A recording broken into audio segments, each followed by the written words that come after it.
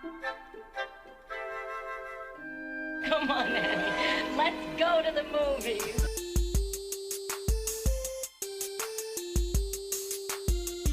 This is the Cinereelists, episode 490. My name is Kyle. My name is James. And my name is Zach. And we're here to talk about movies, movie lists, and movie obsession for the next hour or so. And we're going to welcome back Zach. Bring Zach back. Bring Zach back. Bring Zach back. Bring Zach back. Bring Zach. What's up, Zach? Bring Zach How's it going? Braff. Hi, guys. Bring Zach. I love that sound.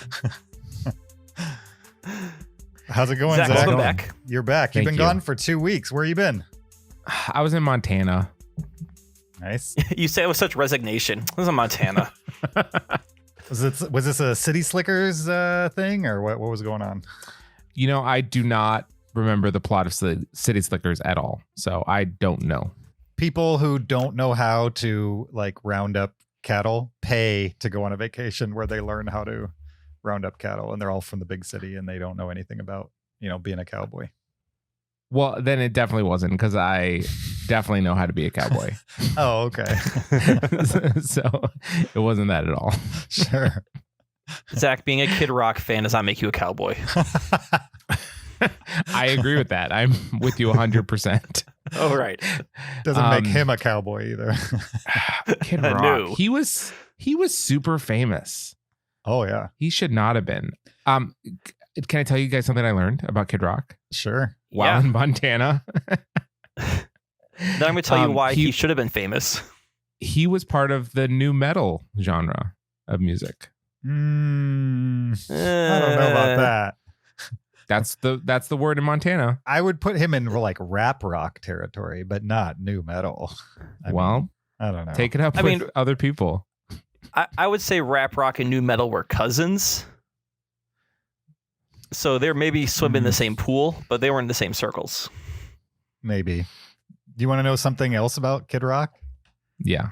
He is banned from ever performing at Universal Studios. Really? Did he Yeah. do something awful there? Well, like a long time ago, probably 7 or 8 years ago, they used to have this summer concert series that they would do like different acts one a week. And they were normally people that were past their prime, and they would pay them a certain amount of money to just come out and play for the people that bought tickets that day. And one day, one of the artists was Kid Rock, and he came out on the stage with a bunch of dancers and did a bunch of stuff in front of a family audience at a family theme park that he should not do. And they literally had to shut the lights off on him to get him off the stage, and they banned him from ever performing at Universal again. Well, what did they expect? I don't know. I don't know what you'd expect when you get Kid Rock past his prime and don't expect him to do crazy things. Who knows? But this is not what I expected us to be talking about right out of the gate. Really? 100%. Well, you're the one who asked me where I was. Oh, right. That's how it led to this. Did you have a I good was time in Montana. What's that? Did you have a good time in Montana? I had a fantastic time. Absolutely. I went to Glacier National Park, did some hiking. Beautiful. Nice. And my dad and his father, his grandfather, they're all from Montana.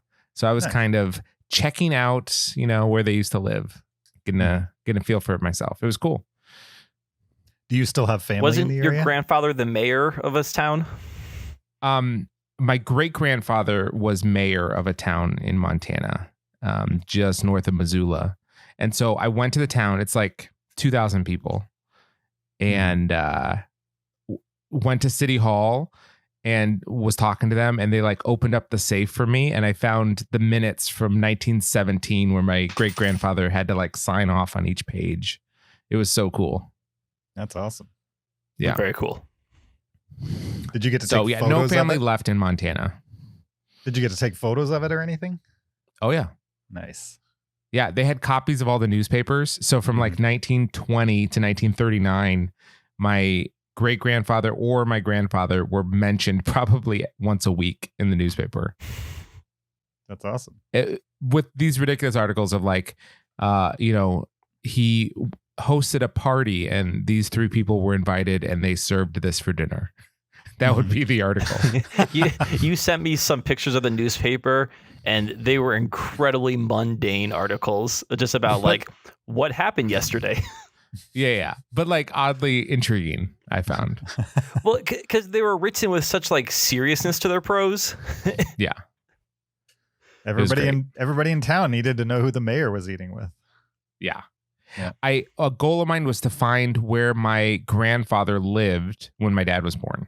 Mm-hmm. And I like went to the libraries and tracked it down. It's no longer there anymore, but the land is there. And then I went to the college where he went to school. And in the yearbook, I found out exactly where it was and that it was nicknamed Splinterville because of how like poorly the buildings were constructed. Nice. I thought that was fun. So yeah, so it's kind of like check out where my dad and his family came from, and then partly just enjoy Big Sky Country in Montana. Nice. Have you ever been to Montana? No, it's the first time. It's a lot of deserty rock. At least the was parts awesome. that I've seen. Yeah, it's like no other place in the country, I would say, for sure. Yeah, I was in Western Montana, so it was not deserty. It was trees everywhere. Yeah, it was beautiful. Nice. A little bit more mountainous too. Oh yeah. Awesome. Yeah, but I missed you guys. I didn't get to participate. I'm Sure. okay that I missed old. Did you at least listen? I definitely listened. I Good. listened. In fact, I listened and it made me want to watch the movie more than before. I think we talked Because about it's that. just sort of wild. To some people, when we hate things, they never want to watch it. To other people, it just makes them want to watch it more. Well, I just have no respect for the output of M. Night. So if he puts out another movie, for the past 10 years, I could care less. Sure. He holds no currency with me. But I'm up for seeing a terrible movie. That sounds fun to me. Sure. I'm not sure it's the right kind of terrible, though. Yeah. Yeah. Like, how did you feel about The Happening, if you saw it? I didn't see it, but I do own it on Blu-ray. So maybe I need to check it out. No, that's the point. Is it's not even a good kind of terrible. It's a why am I watching this kind of terrible? Yeah. That's kind of how I felt about Old as well. So awesome. Well, we're glad to have you back, Zach. Thank you. Good to be back. Yeah. Let's talk some movies, right? We're going to talk 2 movies today. We're going to talk The Green Knight and also the film of the similar subject that came before it by about 30 plus years, Sword of the Valiant. So kind of a little doubleheader with similar subject matter. But before we jump into that, we need to talk a little bit of housekeeping. Just a reminder, there's a video version of this podcast on YouTube. Just search Cinereelists. You can find it right there. You can see our lovely faces while you listen to us. You can also support the podcast on Patreon at patreon.com. You can also leave us an Apple Podcast reviews. That's if you're using Apple Podcasts to listen to the podcast. Click that leave a review button. Leave a review there for us. 5 stars only. And if you leave some text, we'll probably talk about it on the podcast. You can also send us an email, heyguys@cinereelists.com. Send a comment, a question, a list suggestion, a movie suggestion. You can literally send anything you'd like to us via email, as long as it fits in an email. heyguys@cinereelists.com. We got one this week that Kyle is going to read for us. Yes, we got an email from our friend Logan. The title of this email is Blu-ray Hot Takes. What up, James, Kyle, and Zach? I recently decided I wanted to start collecting some Criterions, so I picked up a few during the Barnes & Noble 50% off sale. A friend also sent me a few movies in the mail as a gift, so now I have a stack of random Blu-rays, which reminded me of the after show where you guys did some hot takes of movies James has sitting on his desk. I thought it'd be fun if you guys did that again with this list of random movies. You guys ready for some hot takes? Yeah, for sure. I like that he's collecting Criterions, by the way, because I think Criterions are awesome to collect. Yeah. I picked up some Criterions recently, and I'm super stoked. Yeah. All right. This first one is a top 5 movie of his, Mulholland Drive. Hot take. Love this movie. Would love to have it on Criterion. Was confused by this movie. I respect it, but I've only seen it once. It's been a long time. Yeah, I think this movie's brilliant.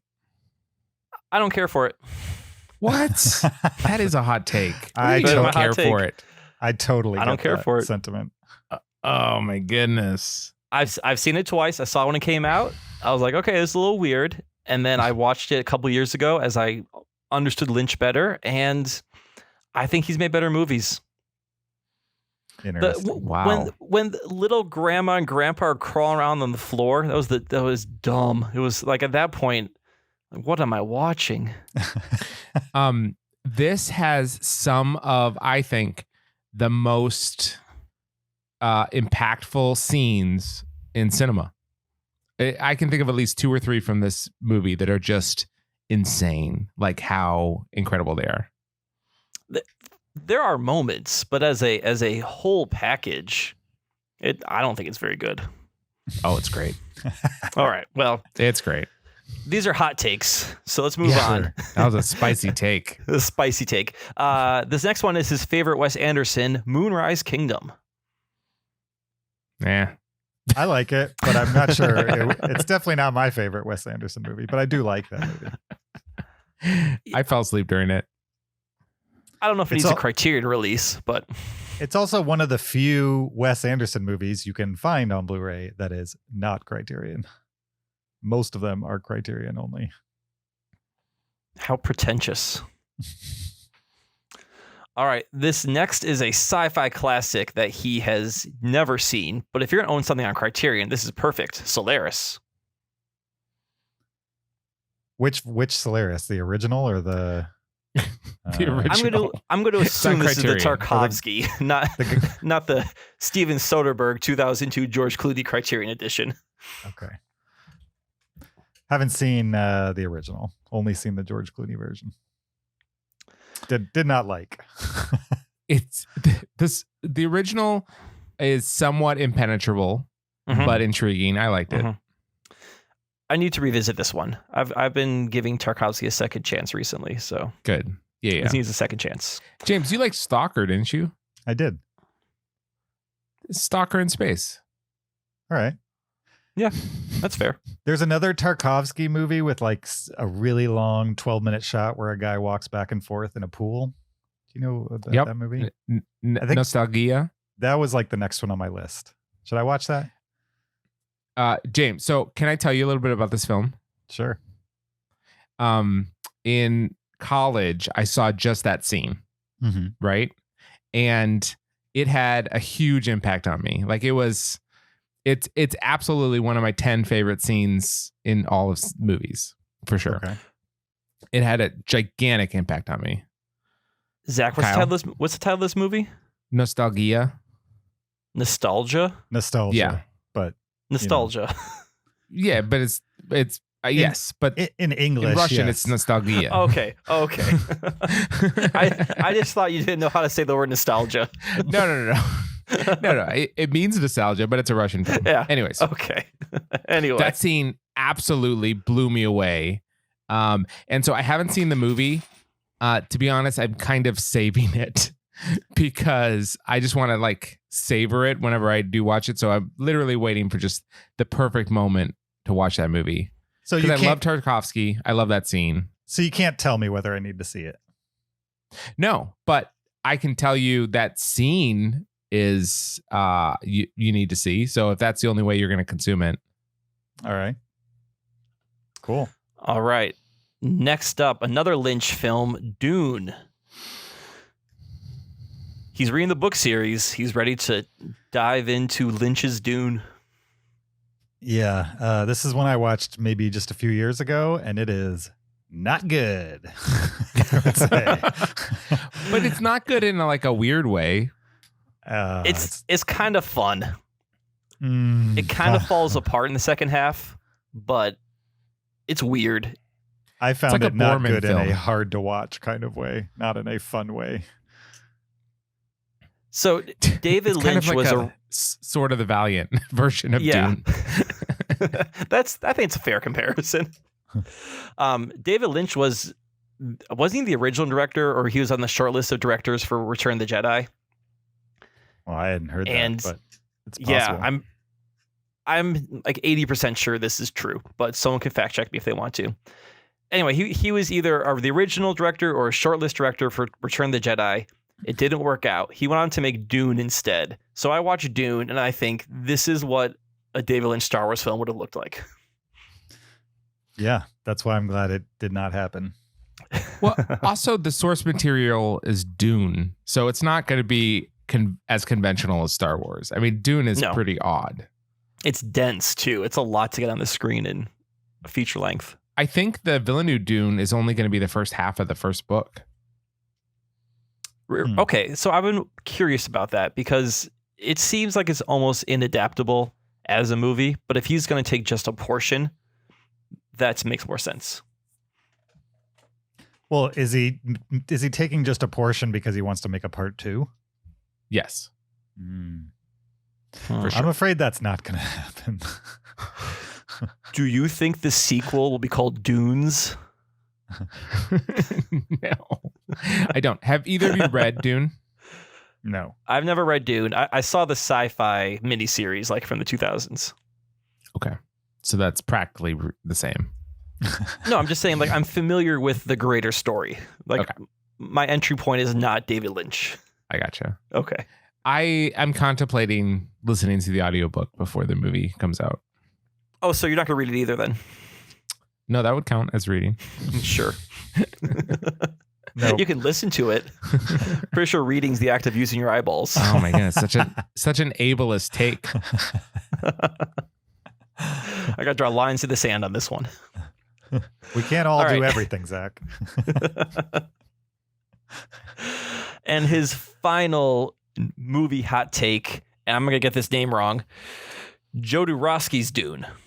That was good. He says, would have been interesting, but probably still bad. I'm not familiar with this one at all.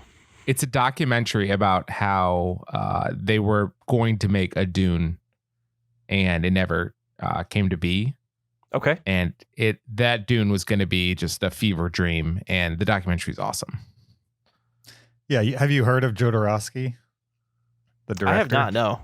I think it's Jodorowsky. Jodorowsky? It's probably Jodorowsky, It's yeah. something mountain, right? That's Holy Mountain, I think is his The Holy most Mountain, famous. yep. Which is a Jesus movie. And he's got another one as well that like has some level of fame. Yeah, it's called like Pepe or something like that. Yeah, he's like a psychedelic filmmaker, and I like this. The documentary is really well made. It's a fun what if. El Topo. I'm deathly curious to see what's his name, Blade Runner 2049 guy.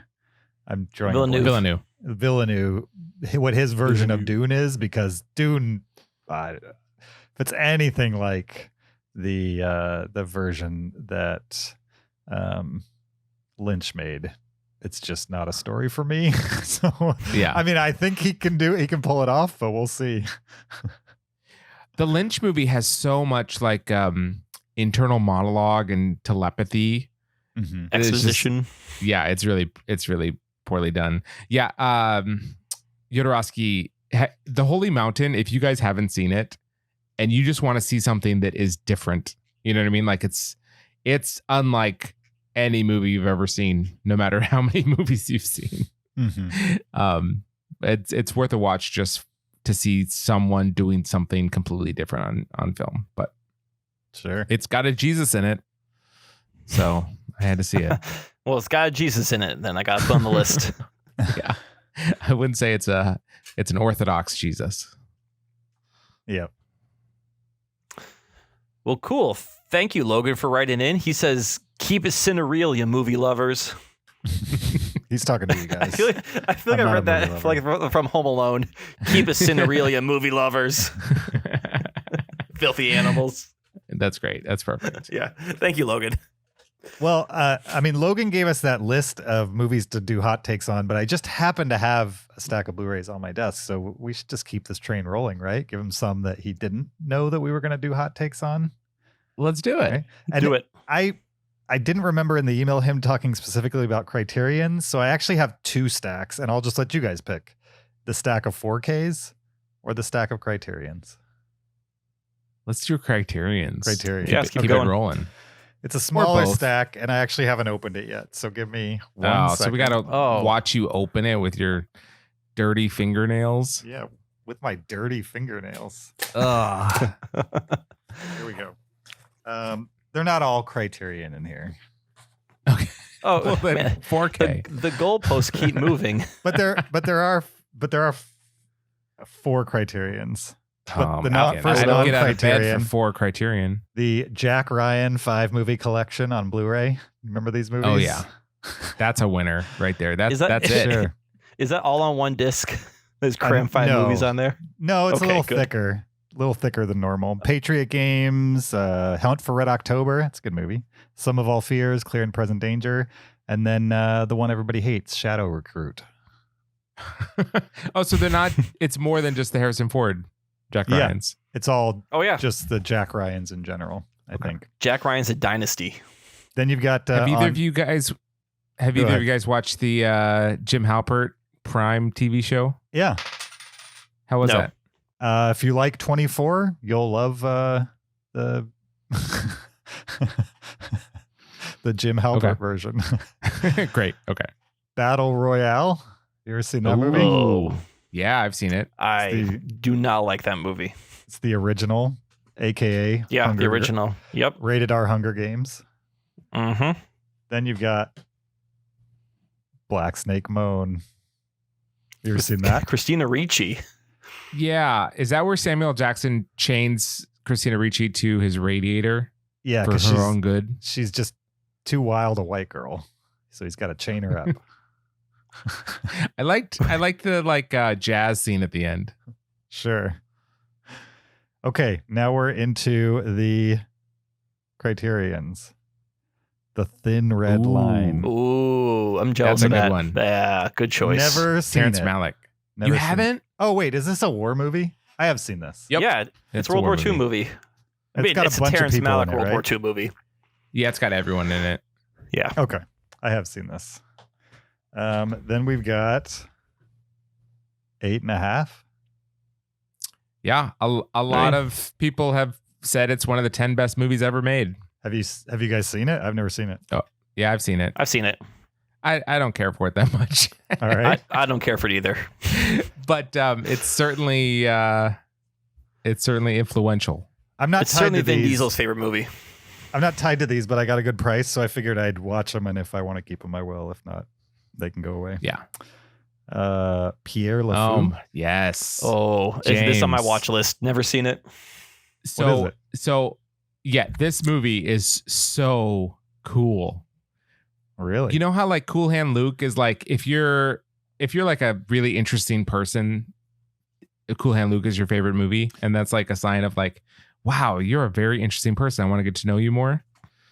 I feel judged because I've never seen Cool Hand Luke, and you're saying only cool people have seen this movie. I Oh, love it. I'm not saying that. I'm just saying if you met someone and their favorite movie is Cool Hand Luke, you're like, I would like to talk to you more. I mean, I wouldn't be saying that because I've never seen it. So Well, I let me don't- just tell you, for all I know, they have bad taste. I've never seen the movie. So Pierre LaFou is like that on times 100. Like okay. if I've met one person in my life where that was their favorite movie, and I was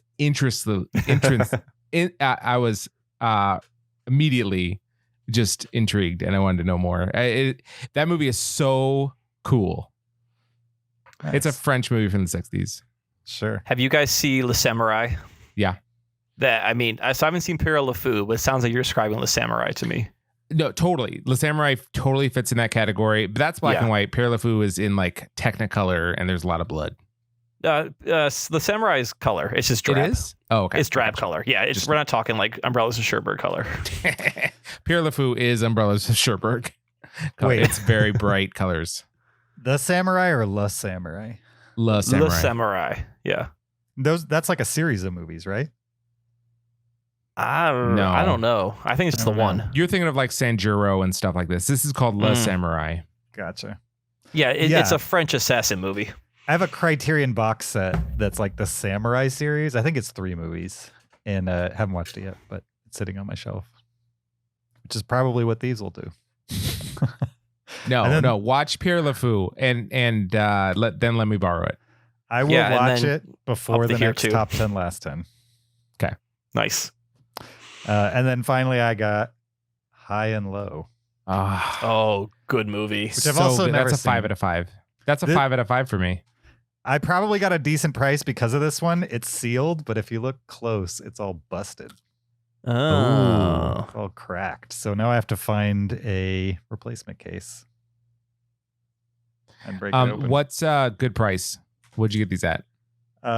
These were $770 something on average. That's a really good price for Criterion. Yeah, especially for those. Those are like really good films. I mean, they're known quantities, but good. I'm pretty sure Thin Red Line is the most expensive one for resale because 8.5 and High and Low, and to some extent Pierre LeFou, have been around for a long time, and they're also very well purchased, I would say. Yeah. They're not rare as Criterions go. But I was excited to get them.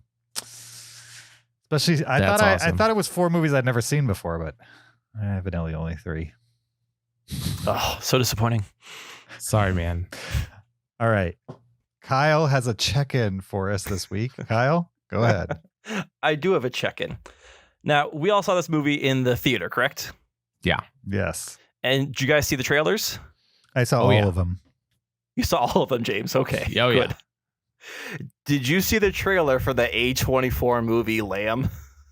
Yes, I did actually. Not in the theater, but yes, I did. How wild does that movie look?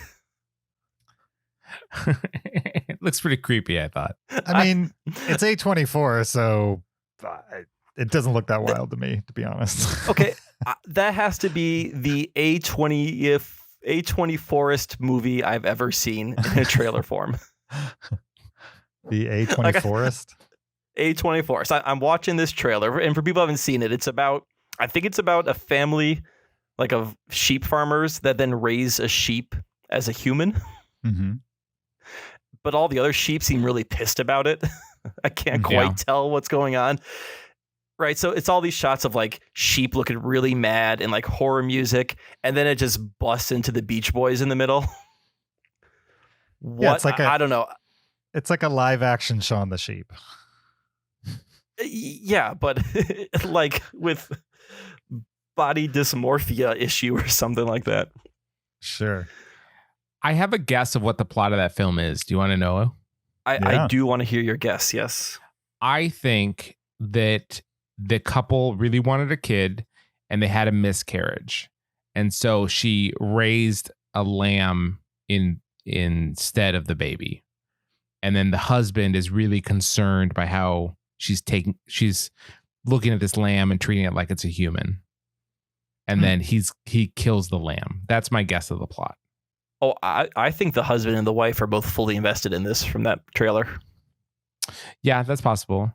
Yeah. But so I think it's going to be just a really kind of serious, dark movie dealing with like mourning and motherhood. I want to see it. I don't know if I'm going to like it, but after that trailer, I'm like, I got to see this movie. Wikipedia describes it as a supernatural drama. Okay. And I'm looking forward to seeing Numi Rapace, something like that. Look, seeing her in a movie again, not in English. She's the original girl with the dragon tattoo, and she was great. Uh-huh. In that Oh, okay. series. And it's been a while since I've seen her in a movie that wasn't an American film. So yeah, this movie's definitely Dutch, or it's not English. Icelandic, Swedish, Polish. Well, that's definitely Dutch. I mean, it's Scandinavian. Sure. Iceland's not Scandinavia. But Sweden is. Yeah. That's true. That's true. Okay, so you're looking forward to that one. We're putting it on the list. Kyle wants to see Lamb. I'm not looking forward to it. I just want to see it. Most anticipated movie of the year. It's it became it was not on my radar until that moment right there. Sure. I'm looking forward to it. Just like I was looking forward to the first movie we're going to talk about this week. It's a movie that's in theaters only. The only place you can watch it right now is in theaters. So we did exactly that. We're going to talk about The Green Knight right after this clip. Before we celebrate the birth of our Christ, let us honor one of our own who has done great things in his name. So a tale or show, perhaps, would have thee. Who can regale me and my queen with some myth or canto of thine own purport?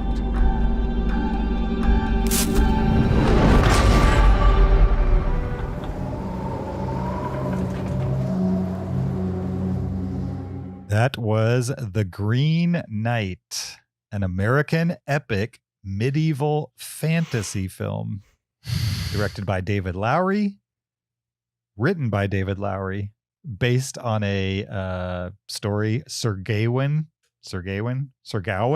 and the Green Knight by Anonymous. Evidently, we don't know. It's who like wrote an the epic original. poem from centuries ago. Yep. The movie stars Dev Patel, Alicia Vikander, Joel Edgerton, Sarita Chowdhury, Sean Harris, and Ralph Ineson. The official IMDb plot synopsis for The Green Knight is a fantasy retelling of the medieval story of Sir Gawain and the Green Knight. Yeah, That's It's pretty exactly basic. that. Yep. Yeah, so we've seen it. Who wants to just kind of recap? I mean, that plot synopsis is not much, I would say. So we're going to talk about this movie spoiler free, and then we're going to do a little spoiler section that we're going to throw at the end of the podcast. So if you listen from now on, we're not going to spoil anything too heavy. But if you really need a spoiler chat as far as like the particulars of the story or the end of the story, hang out till after the podcast, and we'll get into that in that location. So basic gist. I can do that. Of The Green Knight. Hit it, Zach.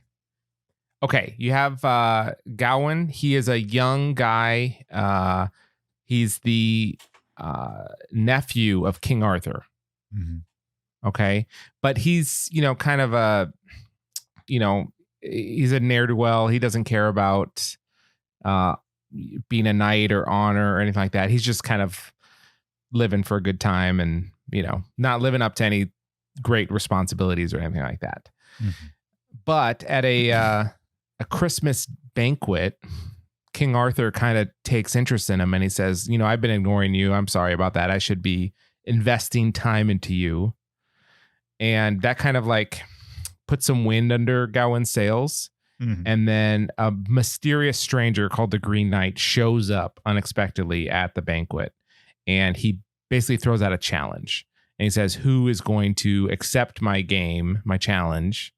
And Gawain accepts it. He's the one that steps up and says, I'll accept your challenge. And then the game plays out. And then the rest of the movie is him kind of going on this journey as he deals with the consequences of how the game turned out. And that's as spoiler free as it can go. So it takes place in King Arthur's court. He's not a knight, but he's, the nephew of the king. And the movie's about him dealing with the consequences of that challenge. Yeah, that's fair. I would agree with that. What did you guys think of the movie? I mean, I feel like the person who has the most investment in these types of stories is Zach, because this is around the same time period, right? That like Robin Hood takes place, or at least It's earlier. Has Yeah, similar but aesthetics to when Robin Hood takes place, I would say. Yeah. And There's so knights and kings and all that. I would guess you probably watch the most of these types of movies, good and bad. Oh, yeah. In general. Yeah, for sure. What were you? And I talk about Robin Hood a lot, but I'm a big King Arthur fan as well, for sure. Sure. What was your expectation going into this, and did it meet that expectation? Okay, so David Lowery made a ghost story, which I didn't like that much. Whenever you say that, all I think of is what's his name in Bad Boys, where he's like Mike Lowry. Yeah, Martin Lawrence. Yeah, yeah, Mike Lowry. Yeah. You said it weird. You're like David Lowry. Okay, All so right. David Lowery, Yes. he made a ghost story, which I didn't like that much, but you could tell the guy that made it could make an interesting film, right? He just made one that I didn't care for. Okay. But I saw the trailer for The Green Knight, and I was like, this is going to be very interesting, either an incredibly interesting failure or kind of like a new masterpiece. It's gonna be something worth watching. That's pretty broad target, I would say. For me, it was going to be an event film, so I was very much looking forward to it. Sure. And I mean, should I go right into what I thought of it? Go for it. Do it. I loved this movie so much. It was so great. Okay. It was awesome. I really want to just rewatch it right now. It was super cool. The look of it was fantastic. The cinematography was just so good. Every shot was interesting, beautiful, well done, except for some CGI. There's like a fox in there that was pretty awful. Yeah. But there's just so much good stuff. And talk about a movie not spoon feeding you. This movie left a lot unsaid. I don't think King Arthur and Guinevere are ever named. His sister's never named. The Knights of the Round Table are never named. There's a lot that just is subtext, but not spoon fed. And I super loved that. I thought it was great. I didn't really even know what point the movie was trying to make until the end, right? Mm-hmm. Which I think is great. It's not a movie that is hammering you over the head with its message and theme. It's a movie where I didn't really know what it was trying to say until the end. And then it all kind of works together. I had a great experience with this film, for sure. I'll talk more about it, but I want to know what you guys thought. So I have never seen a David Lowery film before. He's done a ghost story and a couple others. Yeah, he did Pete's Dragon and also a few years ago, The Old Man and the Gun.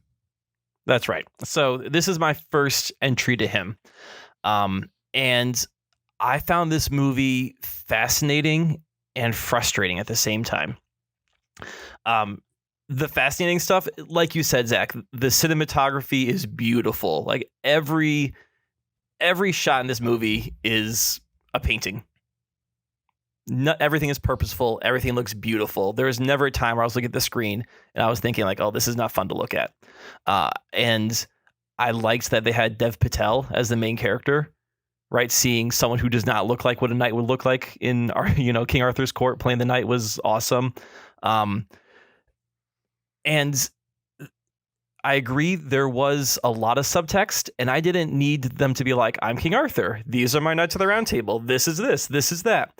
But I feel like this movie tried too hard to keep the audience at arm's distance, and it left a little too much unsaid for me to fully engage in it. There were I definitely got the point of it, and I liked the ending, which we'll get into. But there was other moments where I wasn't quite sure what the point was. Again, I'm not get. At one point, he is in another house, right? He kind of takes a break, and I felt like that was building to something, and it just kind of moves on. Like it seemed like it could have been like this really moment of tension, and nothing ever really comes of that. And there was multiple times in this movie where I was like, why are we doing this? And the ending did bring some of it around. And part of this movie is episodic by nature, which is totally fine. Like it is kind of a quest movie. But I guess I wish there was a little more said. Maybe not, let's name every character, but maybe more of kind of why are we doing what we're doing right now? That being said, I like this movie. This is not a movie that I disliked, but I was ready to be like enveloped and sucked in by this movie, and it didn't suck me in. It kept me at a distance. You were not sucked into this movie? I was sucked in visually to this movie, and there were moments where I was really engaged in what's going on, and there was other moments where I was just like, I was kind of scratching my head, or I felt like David Lowery's trying to be aloof for reasons unknown to me. I thought at every moment of this film, I wondered what was going to happen next, or what decision Dev Patel would make. Mm-hmm. There was never a moment where I was like, I know what Dev Patel's going to do. I always wanted to know what his next decision was going to be, or what some other character was going to do. There was just some moments where I felt like they were building the consequences, and then consequences never happened, and just kind of moved on to the next thing. I gotcha. James, what did you think of the film? I kind of agree with Kyle here. I was wowed by the look of the movie. It's definitely like a lower budget movie, but they squeezed every penny onto the screen. I would say it's pretty impressive visually without being extra about anything. It just the visuals that it needed, it put on the screen, and it wasn't trying to. It was being spectacular, but also reserved at the same time, which is like a really hard balance to strike, I would say. And sometimes with these types of movies, you have these huge budgets because you have to have the costumes of 1,000 people, and you have to, have giant CG battles and things like that. And this movie managed to not have to do those things and still tell a story. I disagree that, like Dev Patel, within the first 20 minutes of the movie, once you get kind of the path that he's going to be on over the course of this movie, that path, he might have obstacles thrown in his way, but he always made the decision I thought he was going to make because it's kind of inevitable, right? Like the movie sets up kind of the path he's going to take, and he's going to continue to make the same style of decisions no matter what he's presented with. And he really kind of doesn't learn until the very end. Mm-hmm. And then at the very end, he only learns because we'll talk about it. Kind of some of the story machinations of the ending. It wasn't necessarily something that happened to him along the course that changed his mind about his actions in the end. And that's, it just made for a movie that to me felt like there just wasn't much character progression. There was a setup of who he was, and then at the end, he turns out to not be that because of something that happens right at the end, but not because of things that happen along the course. But if you feel differently, I'm willing to discuss. Maybe I missed something. I also watched this right after Old, and I was ready. I was ready. I mean, I literally did a double feature at the movie theater. Were you grumpy? I wasn't grumpy. I was just ready for something really good. And these two movies are starkly different. Like, Old has tons of plot and so many details. You don't really need most of them. And the acting is atrocious and the visuals are unspectacular. And in Green Knight, the acting is great. You believe everything these characters are saying. The visuals are stunning, but there's no details. There's very sparse, especially once you get past Dev, there's almost no details to all the other characters. Like you said, you barely even learn their names in the movie. And so I found some of that a little whiplashy after seeing Old, and also kind of frustrating because I just wanted more from the movie. But like Kyle, I didn't hate it. I don't like Ghost Story either, but I don't hate that movie. It's just slow and lacking details, much like this movie. Much like Old Man and the Gun. Haven't seen Ain't Them Body Saints. That's his first one. Pete's Dragon was fine, but it's a very subtle kids movie that I've never been inspired to rewatch. So I don't know. I think this out of all of those, out of all the ones I've seen, probably deserves a rewatch more than any of the others. Just to watch in a different headspace than what I was at the first time I went through it. But I was wowed by the visuals and underwhelmed by the story. I can't wait to talk about Sword of the Valiant, though. That movie has details. Yeah, it does. Oh my goodness. Very different film too, for sure. I wouldn't call this movie slow. There was never a moment where I was bored or I felt like it was dragging, but there was definitely times where it wasn't like, wow, what's going to happen? It was more like, what's going to happen? Like it wasn't a edge of my seat waiting for something to happen. I think it's a contemplative movie by design, I think. But you have a very dynamic actor at the center of it who's not doing a whole lot of contemplating. It's like other people are forcing the contemplation on him. I don't know. Go ahead, Zach. Give us the best defense you got. Well, a lot of that will come in the spoiler talk. Sure. But I feel, as far as character development, I did see character development through the movie. Kyle, you said it was kind of episodic, from the quest nature of it. And every trial or situation he faces, I feel like is setting up another piece of what he's going to learn on his journey. So it attacks it from a different perspective, and he's kind of being pulled along, and you see him get halfway there, 3/4 there, kind of a thing. But always, there's a part of it that's he's not there yet, and that becomes obvious, especially in the part with the house. We can talk about it. Same idea. Yep. One thing I want to mention is the other actors besides Dave Patel, I thought were all fantastic. Alicia Vikander, she actually plays 2 roles in this film, and the first one I thought was great. If that's all we got, I was like, okay, this is good. I didn't know she was in the movie at all, so that was a surprise to me. And then we get to the second one, and the second performance I think is fantastic. That her character and portrayal I thought was amazing. I really liked Joel Edgerton in this. He knew the tone to hit perfectly with his character. He hit that enigmatic kind of knowledgeable kind of thing. Like he knows more of the world than Dev and we do, kind of a thing. Very well. And yeah, I thought the Green Knight was super interesting. Yeah.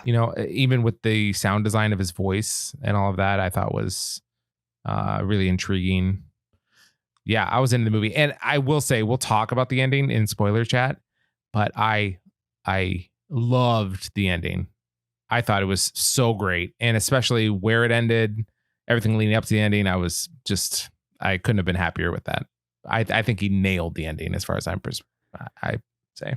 Yeah, honestly, I'll agree. The ending. I like the beginning and the end. Just don't like the middle. Dragged for me. The ending works for me. I agree. It was, it was good. Nice. All right. I guess we should talk about the ending.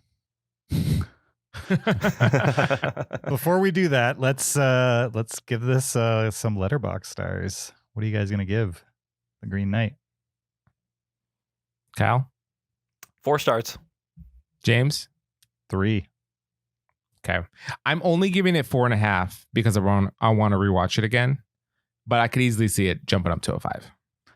I could see it jumping to a 3.5. But I could see it getting a 0.5 star. I think this movie deserves a second watch. James was old grumpy. You just came off of old. James wanted Dev Patel going like, "What's your name? What do you do? I'm King Arthur. I'm the king. What's your name? What do you do? I'm the Green Knight. I give chick quests." James, let me ask you this. If you were to craft a poor situation to watch The Green Knight in, might it include immediately watching Old right before it? I don't know. I mean, I can't. No, but okay. So I'm not saying it didn't influence it. It's very possible that it influenced my opinion of The Green Knight. But which is why I disclosed it. I don't know. Yeah. I told you would it disclose. deserves another rewatch for sure. I think there's probably more to it than what I saw in it, but I also still think it's going to be slow, and I'd be shocked if I saw character development in anyone past Dev Patel's character in the second viewing. They're just people that push his story along, which is fine. That's kind of what these movies are, I guess. But I wasn't familiar with the poem that this was based on more than just I had seen Sword of the Valiant, so I'm aware of some of those things. But I did kind of read up about the source material after I saw this, and it did explain a ton of the things that we saw that weren't explained in the film. And I think probably James and Kyle, you would have liked a little bit more of that included in the movie. I guess for me, it worked. I didn't need that when I watched the movie, and then learning it afterwards, or if I had known it before, it would have only enriched the experience for me. But I didn't need it to have a good experience watching it. But it sounds like for you guys, like, had you like a lot of those characters are in the poem. It's very much explained who they are, why they're there, and what their purpose is, The movie that's not what it was wanted to spend time on. sure. Yeah, I mean, I didn't need a biography on every single person he encountered. But I mean, it's one thing to, if you're adapting something, it's one thing to, like, you can't adapt everything. So you can make nods to some stuff that, like, someone who has deeper knowledge might be like, oh, I recognize what that means, but it doesn't necessarily affect the story to a novice. And I think for any adaptation, if you go in as a novice and you need to then get background information to fully appreciate it, I think that's a failure of an adaptation. Sure. I just don't think that you need that. Like when he's in the house with the couple, I don't think you need to know more than the movie gives you in order to appreciate, like, this is a kind of a dangerous situation for him and he's out of his depth. So, with the house and the couple. Was that the house you're talking about, or were you talking about the house with the girl? No, the house with the girl, that all made sense to me. Oh, the house with the couple. House with the I'd couple. love to talk about that in spoilers. Definitely, because definitely talk about that. That was the moment where I thought we were building to something, and it just kind of petered out. Sure. And maybe you can go into what I was missing, but we're going to talk about it. Let's save that for spoilers. Right. Okay. Let's talk about it in spoilers. Again, if you've seen the movie or you don't care about spoilers, just listen after the podcast, and we're going to talk some spoiler chat. We saw another movie this week that is Green Knight related, Green Knight adjacent. I don't know what you'd call it, but Green Knight. Yeah, very much Green Knight. It's in the same conversation, I would say, in ways. It's a movie that came out a long time ago called Sword of the Valiant, The Legend of Sir Gawain and the Green Knight, a.k.a. Sword of the Valiant, I think is what most people call it. And we're going to get into it right after this clip.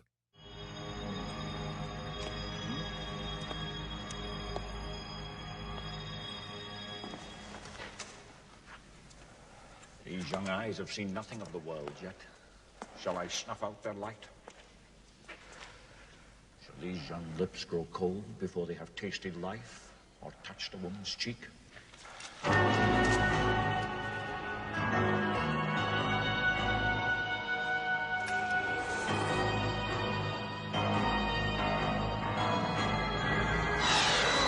No, Gawain.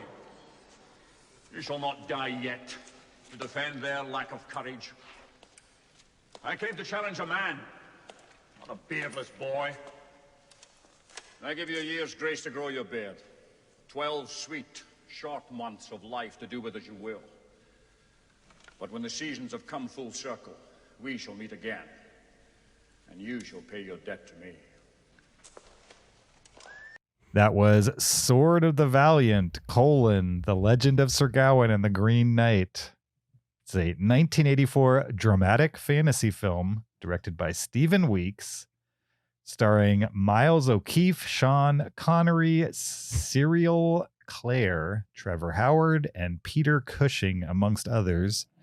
The official IMDb plot synopsis for Sword of the Valiant, The Legend of Sir Gawain and the Green Knight is the Green Knight challenges King Arthur's knights, but only young Gawain accepts and decapitates him. The knight takes his head and now gives Gawain 1 year to learn about virtues, knighthood, and then face the challenge himself. Which is pretty much exactly what the Green Knight is about. So it's essentially the exact same story with about 37 years distance between the two, right? Well, the same basic plot. I think they go in different directions. They definitely have different styles in telling the story. Well, not just styles. I think the plots diverge quite a bit. Different stories told. The setup's the same. The basics of the Green Knight and the testing of Sir Gawain is the same. Oh, yeah. The setup is the same. The tests might be different, but the reason for the tests and all that, same. The quest is very different. And his motivation in this movie is completely different than the motivations of the Dev Patel movie. Yes. Sure. Yeah. I would say this. The only similarities are what you've read. Everything else is different. Yeah. Sure. And there's a green sash. There is a green sash. There's a green sash. A different is totally different. Yeah. And the Green Knight is very, very different as a character. Yeah. Can we agree we can spoil? I mean, there's no. Yeah. We're not going to spoil we can spoil this one. It's 37-year-old movie. Yeah, I think we definitely can. Okay. What do you guys think? James, you didn't mention that John Rhys Davies is in this. I didn't, but he is. Oh, I thought I heard his voice. Did you not watch this? Did you listen? He plays Baron We'll get into it. Fortinbras. Yeah. Yeah. All right. Zach, had you seen this before, or did you just know? Yeah, of it? for sure I've seen this before. This is the third time I've seen it. I remember watching this. I remember watching this as a kid with my dad. That's like 306 minutes of your life not getting back right there. Oh, no. Time is precious, Zach. No. I enjoy this movie a lot. I used to watch this with my dad as a kid. All I can say is count me out. Enough is enough. Never. I will never rewatch this movie. Really? It was brutal. I hardly watched it the first time. First of all, Sir Gawain, can we agree he looks like He-Man, like a wimpy He-Man? I mean the wimpiest of He-Men, I would say. Right. This was done by Canon Films, like a deflated He-Man, who did Masters of the Universe. It's the same studio. Yeah. I feel like they just grabbed the wig off of Dolph Lundgren. Like I feel like half this movie was in Masters of the Universe, and they just recycled as much as they could. It's the cheapest looking piece of the director, the Stephen Weeks. Two interesting things about him. One is he directed a Sir Gawain and the Green Knight movie from the 70s. So he remade this movie. So this is his passion project, is what you're saying. Second, he directed a movie called Ghost Story, which I find just an interesting coincidence. Which is crazy. And he directed them back to back. Yeah. So that's just interesting. Okay, let's get into it. First of all, Sean Connery is the Green Knight. And I just really enjoyed Sean Connery as the Green Knight. He was a lot of fun to watch for me. In all his 80s glittery glory. Oh, yeah. Zardoz kind of Sean Connery. I would say as a curiosity, I agree. Yeah. It'd make a great YouTube clip to watch him again as the Green Knight. But I mean, that did not sustain the movie for me, that intrigue. Within a few minutes, I was like, okay, I've experienced him in this role. And it's pretty much all it has to offer is the weirdness of him and his performance, I would say. Sean Connery quit acting because he was embarrassed by League of Extraordinary Gentlemen. Did he not watch this movie? I don't think he quit because he was embarrassed. I think he was quit because he was done. Yeah. Right? I've never heard that he was embarrassed by it. I heard that he was so unhappy with League of Extraordinary Gentlemen right? That he took it, how it failed, how bad it looked, that he was just like, I can't do this anymore. And he stopped acting like because of that one experience. I've never heard that. Okay. I'm just saying, like, he's got more to be embarrassed about than that movie. I mean, Sean Connery, you compare this with like Zardoz and a couple other things that happened like post 007 and pre, like 90s action movies, late 80s, 90s action movies. And in this moment in his career, he took some swings, I would say. And not all of them landed fully. He wasn't precious about his career. No. Yeah. He's definitely hamming it up in this movie for sure. Yeah. I would say if anyone's going to watch this, watch the first 15 minutes for the Sean Connery. And there's kind of some cool in-camera practically effects, which I thought were kind of neat. Like he picks up his own head and puts it back on. Yeah. I went back and forth on those a couple times, but when Miles O'Keefe, is that his name? The main guy? Yeah, Sir Gawain. Once he goes on his quest, oh my goodness. Like I have maybe seen this movie before because I remember like these movies playing on late night TV in the early 90s all the time. I don't know if this specific one was one I saw, but watching this movie, I was like, yep, I've seen movies like this on sleepovers back when I was like 8 years old. Because this kind of junk was on TV all the time, like at midnight. And they're all these low budget, low rent, poorly acted, poor sound design. When he's fighting the Black Knight, who's got like that like he's got some, altered voice because he's supposed to be like inside a helmet. It sounds like he's making his own lightsaber noises like while he's fighting him. Like he's grunting. He's like, like what is going on in this movie? It's fantastic. And the last scene is great when he confronts the Green Knight again. Mm-hmm. That's a fun scene. With the sash. I did watch the last scene. I checked out of this movie hard. Did you? Oh my God. Like I was doing other things. It was playing. I was checking in every now and then, but I was like, well, this is pointless. There is nothing redeeming or fun. It's not like so bad it's good. It's just schlocky, cheap bad. Hard disagree. This movie is an artifact. Well, no, okay. You have a fond memory of watching this with your father. Like, so I can't tell you can't like this movie. This movie is obviously it's not great, but it is no. I think it's fun how just kind of out there it is. James. It's cheap for sure.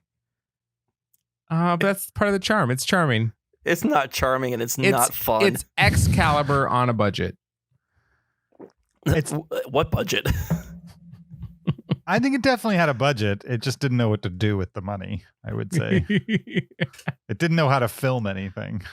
Yeah. Because it all very much looks like it all looked like sets and costumes. And there was no reality to it whatsoever. Now, if you're a kid watching this, I get it. Like, what does that matter to you? It doesn't. It's fine.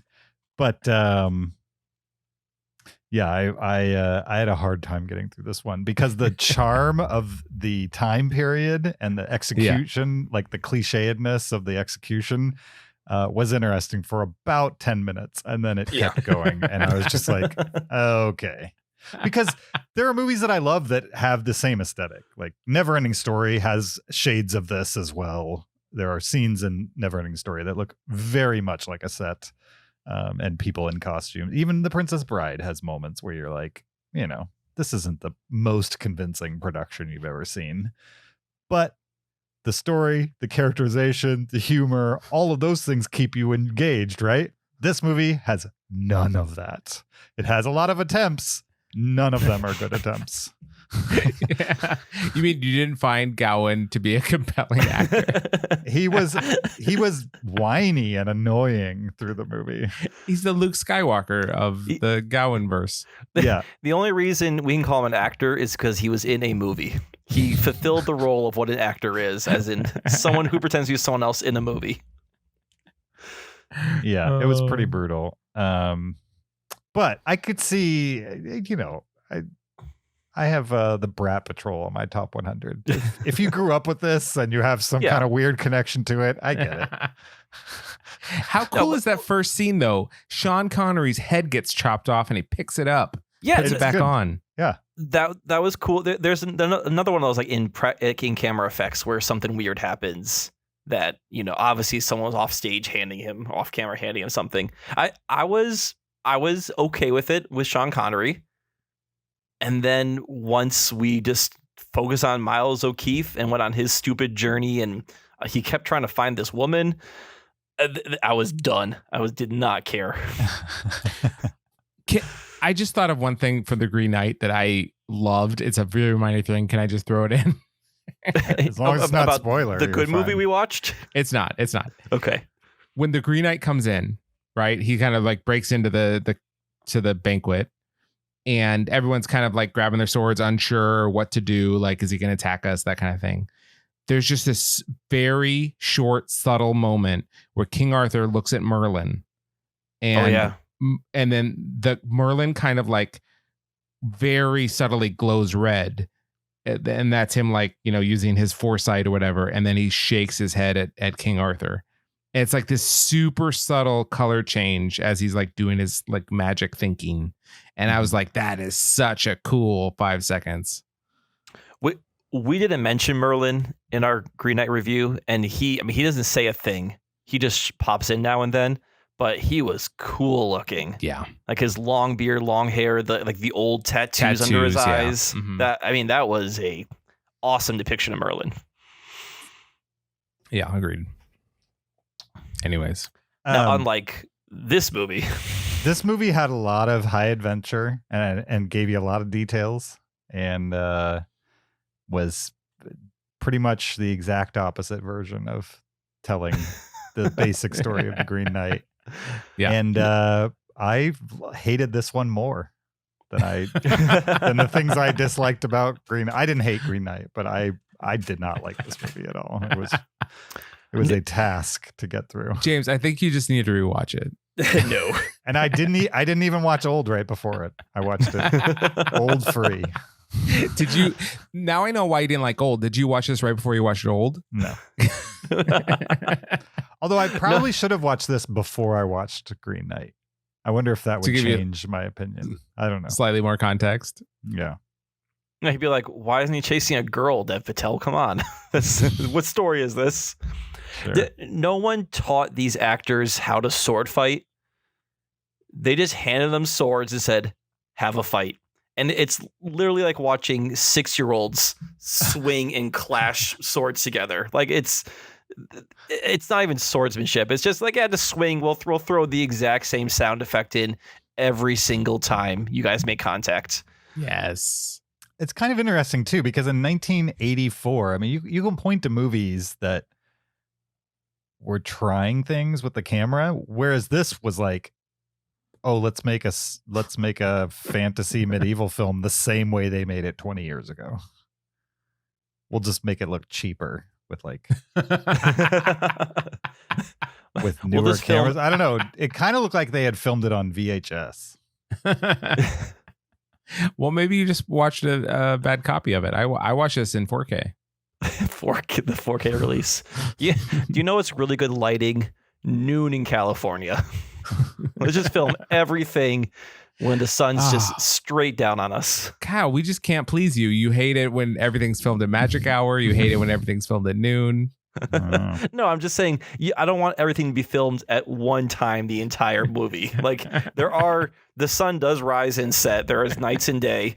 We do revolve around a big ball of fire. Let's represent that in our films. That's fair. Well, I'm glad you guys enjoyed this one. I'm so annoyed that you had me watch this. I always think of all the movies I could have been watching. You didn't even watch it. I know, because I was like, there's better things to be doing with my time right now. This You is can't not be worthy. annoyed that I didn't make you watch this. No, I could have sat down and But you watched didn't. one of my 4Ks that I purchased, but instead I had to like listen to The Green Knight to review it on this podcast. On Wikipedia under reception, it's written, reviewing the film, Time Out London Magazine gave it a negative review. It described Sword of the Valiant as, quote, underwhelming, and added dreary jousting production values that make Monty Python and the Holy Grail look lavish. Yes. And an excruciating synthesizer score make this a real trial. If Holy Grail had came out after this movie, I would have said that Holy Grail was a parody of this movie. The whole time I was watching this, I'm like, it feels like Monty Python and Holy Grail is parodying this movie, even though it came out a decade beforehand. Yeah, it was ahead of its time. Yeah. I want to go to the Wikipedia article under reception. I'm just going to change it to the word poor. And just It also see continues. how long this stays up. On Metacritic, the film has a weighted average score of 12 out of 100, indicating, quote, overwhelming dislike. Overwhelming. What's the Rotten Tomato score of this movie, and how many fake reviews does Zach need to read to make it fresh? Oh, no. I don't need to make any fake reviews to make this thing fresh. This thing has a lifeblood to it. It is pumping with fire. This thing is great. Do you guys like Excalibur? I feel like you need to like Excalibur to like this movie. I've never seen Excalibur. I don't know if I've ever seen it. James, I'm shocked that you haven't seen Excalibur. I didn't say I haven't seen it. I said I don't know if I've seen it. Okay, well, you would know if you've seen Excalibur. Maybe 1981 or 1990. 1981. Yeah, Sean Connery. I have not seen it. No Sean Connery. He's on Excalibur? Mirren. No, this is Helen Mirren's. Yeah, there's so many people in this. Patrick Stewart. Nigel there's so many Terry, people. Nicholas Clay, Paul Jeffrey, Patrick Stewart, Gabriel Byrne. I don't know who these people are, but they're towards the top of the list. Byrne, by Byrne. Yeah, Gabriel Byrne. Yeah, you know him. He's a well-known actor. Yeah, you've seen lots of his movies. What's the Matthew Broderick one? Oh, Lady Hawk. That I'm interested in. Now that one's good too. That's a good example of the exact same aesthetic and time period, but they pull it off somehow. Mm-hmm. Yeah, that one's fun. Yeah, why didn't we watch that one instead? Well, it's not Sir Gawain. Yeah, because this was a direct comparison for sure to Green Knight, I would say. Yeah. But yeah. I'm glad this was not the one I paid to see in a theater. Did it make you like the Green Knight more? No. I didn't really compare them in that way. Because I feel like made me wish they have similar subject matter, but they are totally different movies in my brain. They are. What did it make you wish, Kyle? It made me wish that Sean Connery was around to be the voice of this Green Knight. Wait, is Sean Connery not around? Sean Connery's dead. Yeah, Sean Connery died? Passed Yeah. away. Yeah. I think we talked about it on this podcast. When did that happen? In the last year. A little In while the last back. year? I think it was non-COVID related, but people definitely were asking. He was just old. Wow, Sean Connery died? Yeah, Sean Connery was. So there you go. Yeah, he died October of 2020, October 31st, 2020. Sean Connery was what? It was alive. It is now dead, Zach. Did not say that. Was a Scottish actor. He was the first actor. Yeah, it's all was. Was a Scottish actor. Yeah, he died October 31st, 2020. You forgot that Sean Connery died. I don't think anyone told me. We talked about it on the podcast. You say that, Kyle, but you don't remember talking about it. You're just assuming. I remember talking about it because but Kyle doesn't. He was a great I remember talking about it. 007, but he also like had weird opinions about women. stuff like that. Yeah. He's not the greatest dude, I would say, in his personal James, life. if you're feeling fancy, this is where you edit in us talking about Sean Connery passing, whatever episode that was. Yeah, no, it's fine. Everybody Anyway, remembers I don't think when he's we talked about feeling it. fancy. He's not gonna do it. I do wish that Sean Connery had voiced the Green Knight, because I think it would have been a cool little nod to this movie, and he was a decent Green Knight in Sword of the Valiant. They should have just deep faked his voice. Like, pull a Roadrunner. Yeah. Yeah.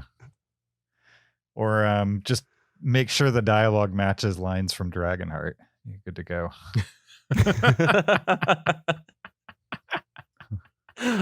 All right. Your name's not Sir Gawain, it's Sir Richard Gere. But other than that, no one's going to notice. Did The you guys last scene see of the movie. Did you guys see that clip that was going around earlier today of Benedict Cumberbatch doing his motion capture performance for the Hobbit movies? No. It made me want to watch the Hobbit movies again. It was pretty amazing. Like, the guy is literally on the ground in this big room with dots all over his face and a camera right, up his nose.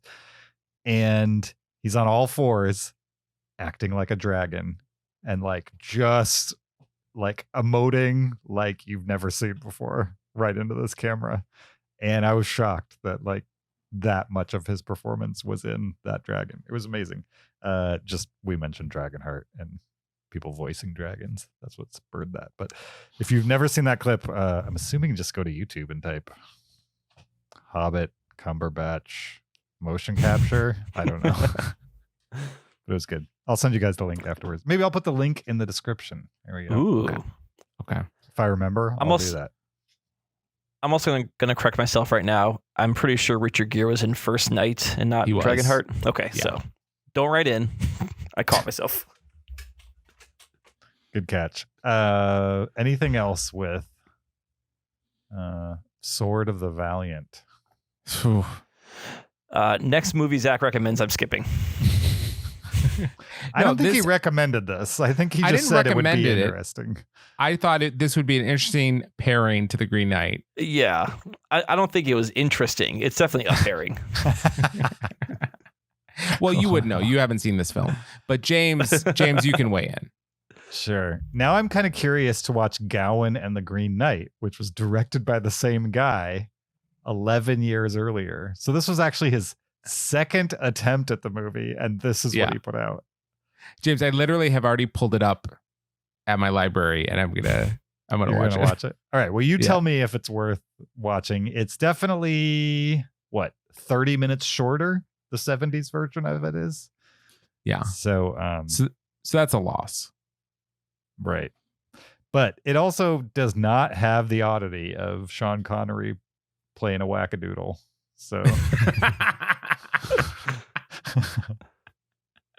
Did you guys mention that Peter Cushing's in this? No. I mentioned it. We didn't really talk about him, but he is in it. Yeah. Yeah, he's in the advisor to John Rhys Davies or something like that. Yeah, for those of you that don't know, the guy who played Grand Moff Tarkin in Star Wars. Yeah, the guy from Rogue One. No, the guy from Sliders. He was in Sliders as well. He was in Sliders? Oh, yeah. Yep. I think you're thinking of Jerry O'Connell. Or I think Jerry you're thinking O'Connell. of John Rhys Davies. Yeah. All right. That's it for the Green Knight. Are we ready to letterbox this? Oh, yeah. Yeah. I gave it 1 star. 1 star. 3.5. 3.5. Yeah. I think you're doing it to spite us now. No, 3.5. This is a fun watch. Kyle? 1 star. 1 star. 2 1s and a 3.5 for Sword of the Valiant: The Legend of Sir Gawain and the Green Knight. Thanks, guys. We did it. We watched 2 Green Knight movies and talked about them. I wonder how many there are total, right? Because the guy who did Sword of the Valiant made 2 on his own. So how many of these things? How many times has this story been told at this point? I'm gonna say 3. 3 times. It's a fair question. It's never been told before, other than these 3 movies. Yeah, has this been adapted into film before? It's a great question. It feels like something that was probably done like in the 30s or maybe even like in a non-talkie. The Sword of the Valiant had this, I don't know, it had this aesthetic of like Adventures of Robin Hood, Mm-hmm. but it looked cheaper than a movie from the 30s. Right. Yeah. There's a made-for-TV movie directed by John Michael Phillips from 91. That's bound to be great, I'm sure. Starring who? Who plays Sir Gawain? Did they get a name for it or not really? Oh, they got a name. Are you ready for this? Yes. Jason Durr. I recognize the name, but I can't place. Who's Jason Durr? Okay. Jason Durr was kind of a British character actor from the 90s. More like the 80s. If you type So Jason they did Durr, not get a name. if you type Jason Durr into Google, it extends it to Jason Derulo. Jason Derulo? The singer. But the Green Knight was played by Malcolm Story, who was also in The Princess Bride. Who did he play in The Princess Bride? Yellen. Who? Yellen. Which character is Yellen? Oh. I can't From place The Princess Bride. What? From The Princess Bride. Who's Yellen? I don't know. He played Yellen. Yeah, I don't know who that is from The Princess Bride.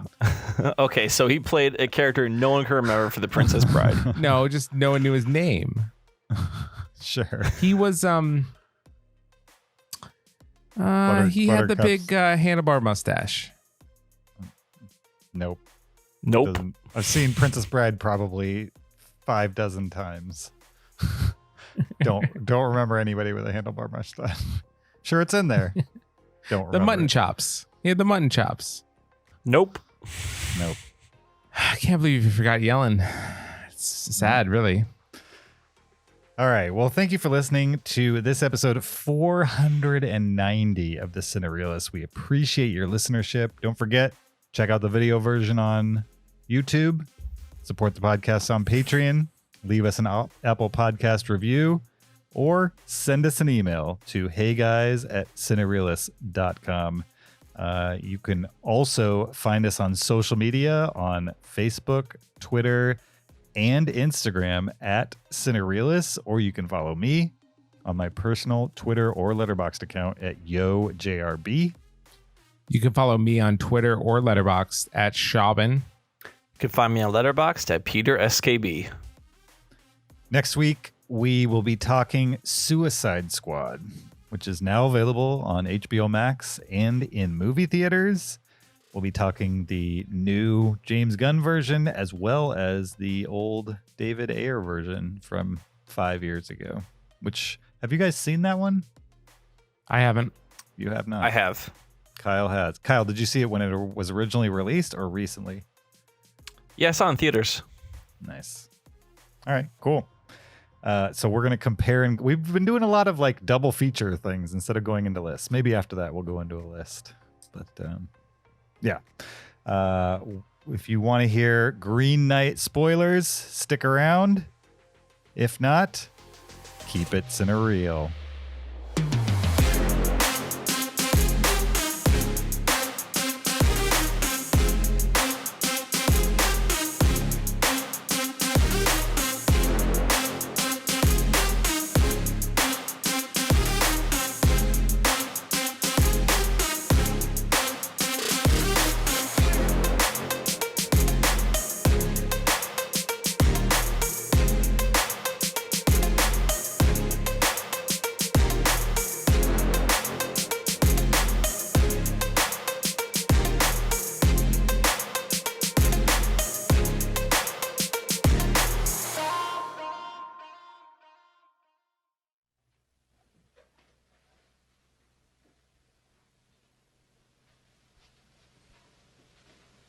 You're still here? It's over. Go home. Go.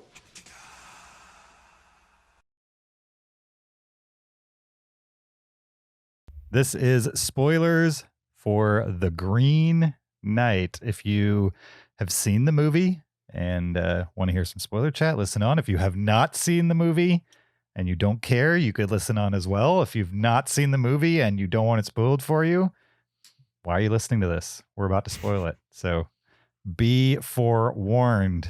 The Green Knight. Spoiler filled. Let's go. So Kyle needs the couple segment when he goes to the house with the couple. I need the couples retreat. Yeah. Let me set it up here, and then Zach, you can jump in, and James, you can jump in too, obviously. So one of his episodic quests is he encounters this house out in the country, like a palace. Yeah, it's a very nice house, a palace. And inside are Joel Edgerton, who's very welcoming and enigmatic, as you said, and then his wife, who's played by Alicia Vikander, who also plays Dev Patel's love interest in the first scene of the movie. Right. And they never explain why she looks like Alicia Vikander, and that's fine. Like, I did not need an explanation of that. But as they're spending time together, like, he's becoming obviously more and more attracted to this married woman who looks exactly like the woman that he loves, or at least is fond for, back in King Arthur's court. And at some point, Joel Edgerton says to Dev Patel, like, when you leave, you can return to me what you've taken. Yeah. And a sexual encounter occurs between Alicia Vikander, or that character, and Dev Patel. And then Dev Patel he hightails that out of there.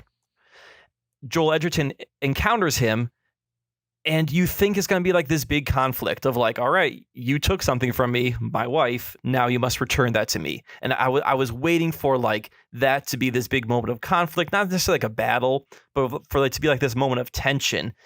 And it just kind of like dwindles. Joel Edgerton sort of waves him off and says, okay, like, it's almost like a bygones be bygones situation. And then it continues. And that just, I don't know, like, I was so engaged in what was happening in that palace and where it was building to, that the fact that it built to nothing, that left me kind of feeling empty, or it left me with nothing. I gotcha. Okay. So I think there was a lot more going on there. Okay. That gave it some depth and I thought was pretty interesting. Okay. So let me break down kind of what I saw in the scene, and then you can tell me if I'm just reading into it or if the text is rich enough where you can read into it like that. Okay. Okay. He is a great host to Dev Patel, and he says, basically, let's make a little deal between us. I'm going to give you the best thing from my hunt when I go out and hunt. In exchange, anything that you receive in this house, you're going to give back to me. Uh-huh. And Dev's like, well, you own everything in this house. What could I possibly get that you don't have? He's like, well, you'd be surprised this house does strange things. Okay. Yeah. And then he leaves. Okay. And now I see this whole thing as Joel Edgerton's game, his test of Dev Patel. In the same way that the Green Knight had a test for Dev Patel. Uh-huh. All these tests, these challenges that he goes through are in his journey to become a man. Yeah. Right. To stop being a boy to be a man, to learn what honor really is. Okay. What Alicia Vikander's character, the reason we see her twice, right, is the way I saw it was the unhonorable version is lust and the honorable version is love. Uh-huh. So I think he's in love with Alicia Vikander, the prostitute, at the beginning of the film. Yeah. I think that's a more genuine kind of love. Now, if he can learn the way of honor, then he's going to marry this girl, right? He's going to pick the prostitute. Uh-huh. But if he goes the dishonorable way, he's going to pick the object of lust, and he's going to reject the prostitute. And so this actress playing both roles is like, well, which version of love or lust is he going to go after? Is he going to choose honor or choose dishonor? And the decision he makes is towards dishonor, right? He chooses the lust part of it. And then And then you see later on in the film that he rejects the prostitute and leaves her just destitute. And it's like awful, right? It's super heartbreaking for her. So he failed the test, basically, that Joel Edgerton is giving him. Mm-hmm. Yeah. And then when they meet in the woods and you think there's going to be this confrontation, what happens? There isn't a confrontation. No, there's not a confrontation. There's a kiss. Okay. Yes, that's right. So Joel Edgerton takes what Dev Patel received. That's basically the moment with the kiss, just like Judas betraying Jesus with a kiss. Mm-hmm. That is the moment that it hits Dev Patel. You have failed this test, and I'm taking back what you like, the sign of what you did. Okay. So you failed this test by taking a kiss from my wife, and now I'm going to take it back from you because that's our deal. Mm-hmm. And you failed this test. You chose the dishonorable route. You're a dishonorable man, and you're still not ready to meet the Green Knight, right? So if he's going to prevail against the Green Knight, he had a year to become honorable, to become a man. And this is like the day before. Yeah, and right. He has this is failed the the last test. place he goes. Yes. Right. So this is like the nail in the coffin for him. Okay. It just ups the stakes for him. So he's about to meet the Green Knight, and he's like, I have no chance because I did not achieve what I needed to achieve over the past year. So that's kind of what I read into it. Now, here's my question. Did you read into this as you're watching the movie or shortly after you watched and processed, or were you also using now your background knowledge from reading the Wikipedia or whatever? When I saw them in the, like him and the girl, I was very much like, this is a test. Okay. When the kiss happened, I had no idea what was happening. Okay. When the ending was after, and I was driving home processing, this is kind of what I came up with. Okay. I will say, reading the source material, there's a lot more there. So, for instance, in a lot of depictions, the Green Knight turns out to be Joel Edgerton's character. Mm-hmm. Yeah. And so, like, they're the same guy. So that's definitely there. And the woman with the blindfold. Oh, that's right. Yeah, fresh. She was there the whole time. That's Morgan Le Fay. That is King Arthur's sister-in-law, who's like an evil sorceress. Is Morgan Le Fay also Dev Patel's mom? No, Dev Patel's aunt. Aunt. Okay. I want to talk about the beginning of this movie too, but we've been talking a lot. I don't know, James, do you want to add anything to the house? No, not really. Okay. I was pretty bored with the movie by then. So what I feel is like, I don't think I brought anything to that you couldn't get from the film itself. I thought it was rich enough where it can support that kind of musing about what's happening without like having to lay it out for you in a way that would cheapen it. It left it enigmatic, which I thought was great. I was definitely picking up that this is a test, right? Obviously, there's a reason why this object of his desire looks like the woman he loves back in, like, the court. I guess for me, I missed the kind of conclusion of it. It was too subtle for me. Sure. Yeah. I need broader strokes. No, sure. I'm okay with like an artistic endeavor that you don't understand. You know, as long as there's reason for it, and maybe upon repeated viewings you understand more. I don't think you need to understand everything the first time in order for it to be the best it can be. No, I mean, my favorite movie is 2001: A Space Odyssey. Yeah, it's not a movie you like watch once, you're like, I got it. Yeah. So yeah, exactly. All right. At the very beginning, the woman who's not his mom, his aunt, you say that is? No, that woman was his mom. That woman's his mom. The aunt was the blindfolded woman. Was the blindfolded woman. But you don't have to know that. You don't have to know that. No, that was just okay. So I kind of got the impression that his mom summons the Green Knight. Yeah, I think she did. Was she kind of the instigator of this whole thing? Was she like, did she know her son was dishonorable or needed a test? And so she kind of, that's kind of what I was trying to, that was sort of my take, but I wasn't quite sure if that's what was going on either. Yeah.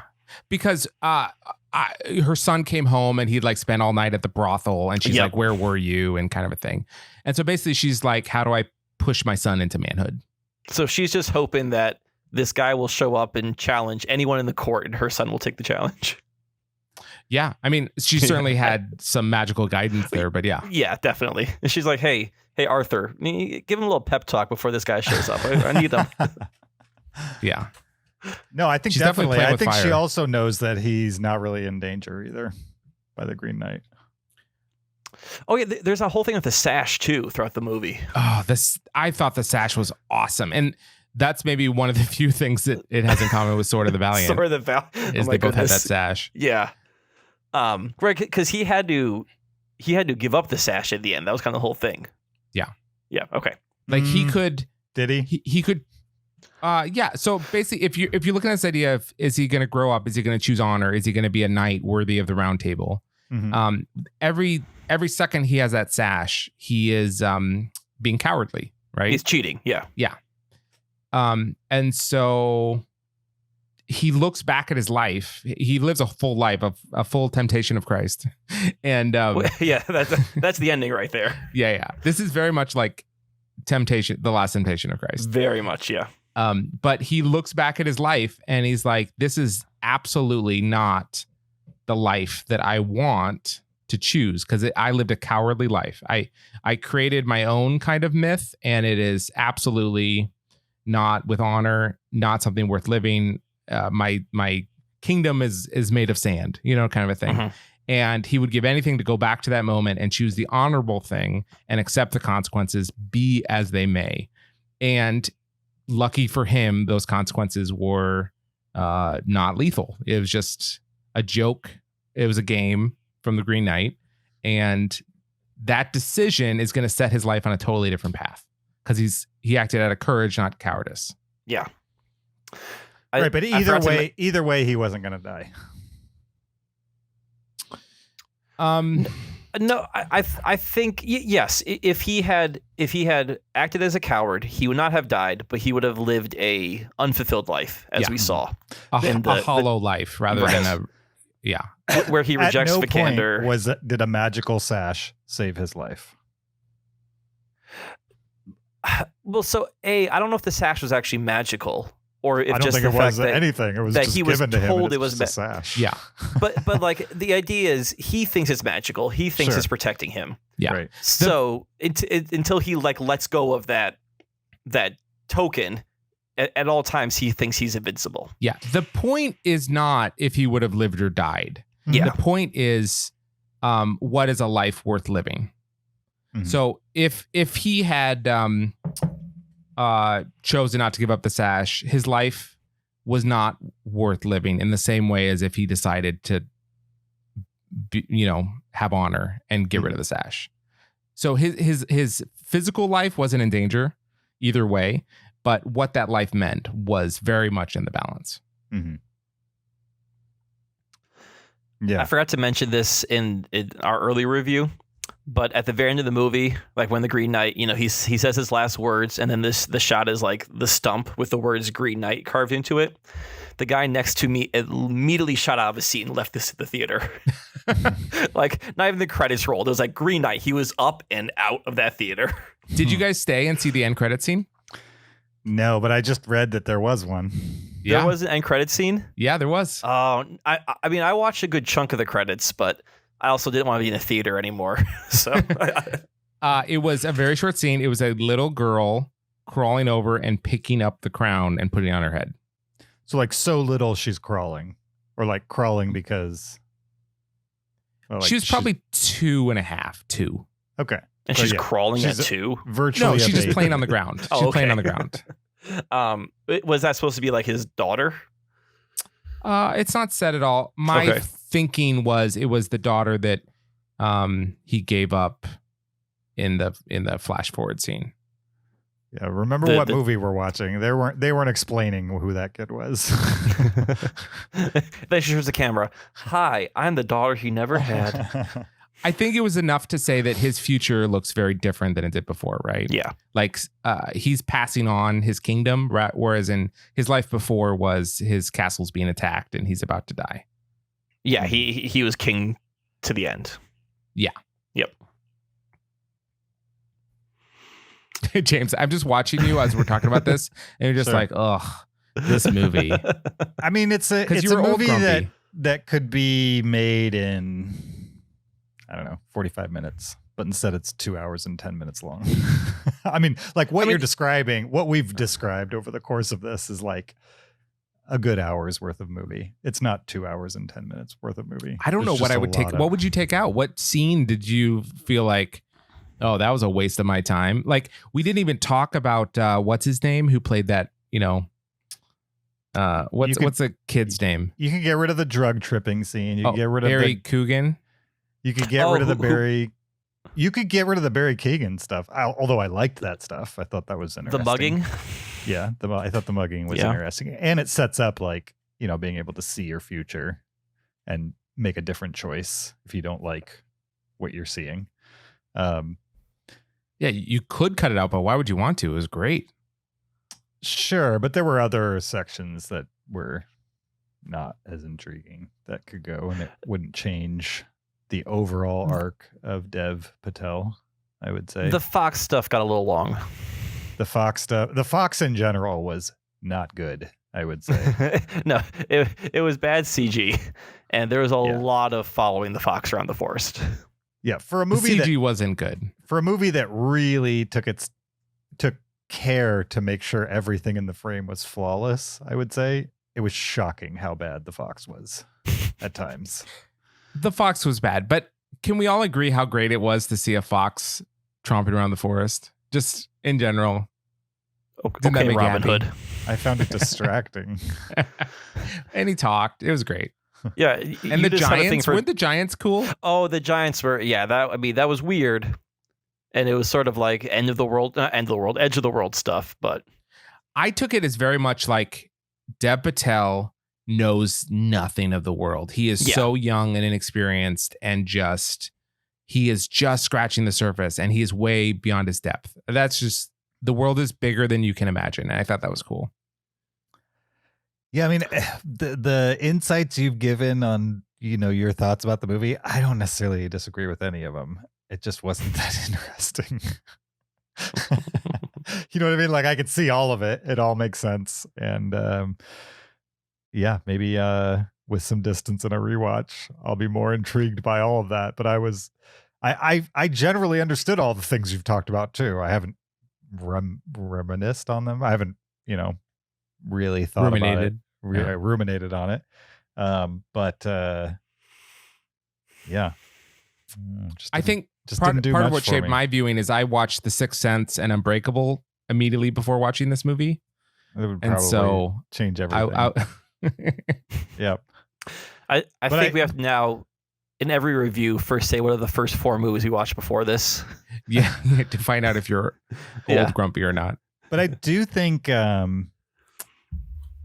it's a beautiful movie, and if you're into these types of movies, I think it's unique amongst them.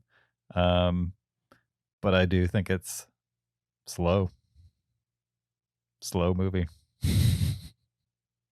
I would say it's slower than your average movie, but I'm not going to agree with the word slow. All right. I really want Kyle to watch A Ghost Story. I really disliked A Ghost Story. I listened to you guys review A Ghost Story, and I do not want to watch A Ghost Story. It's another movie. I don't want to see someone really eat pie for 10 minutes. Really beautiful, intentionally paced the way it is, and not much happens in the movie. The storyline on paper is really beautiful. It's a beautiful sentiment. Even some of the execution at the beginning and the end is great. But at the end, remember they have like that time lapse at the end with the houses, and it was awesome, but it took a while to get there. That's how I felt with this. Should I just watch the end of A Ghost Story? It'll be meaningless to you. That's fine. It's, so Casey Affleck standing there in a sheet for 2 hours, right? Yeah. Okay. Yeah. You barely see I got him the meaning in the movie. I mean, there's a lot of what do you call them? Flashbacks and stuff like that here and there. How long is A Ghost Story? At least Ghost Story is only 1 hour and 32 minutes long. So even though not much is happening, it's a economical, not much. I know, but there's just so many movies I want to see. Like, do I spend 90 minutes on a ghost story, or do I spend 90 minutes on something I want to watch? Well, you're a big Rooney Mara completionist, so you might just have to watch Ghost Story. Oh yeah, I've seen all the Rooney Mara movies. Like, You have. Yeah. I can't name one. We know that about you, Kyle. You don't have to tell us. The Girl with Dragon Tattoo. It's Finchner version. That's all I got. Kate Mara, Sure. we're good. But Rooney Mara, nothing. You've seen other Rooney Mara movies. Come on. Yeah, but I can't remember them. I don't think it'd be like a Rooney Mara joint. No. Machine Prometheus? Absolutely. No. Okay, there's two. That's Numi Rapace. That's Numi Rapace. Yeah. Or The other girl with the dragon tattoo. They're interchangeable. Bill Paxton, Bill Pullman. Which Ow. one is it? Harsh. All right. Anything else with the Green Knight? Did I'm we good. touch on it all? Cool. All right. That's it for the episode this week. Thanks for listening. We appreciate it. Talk to you later. Bye.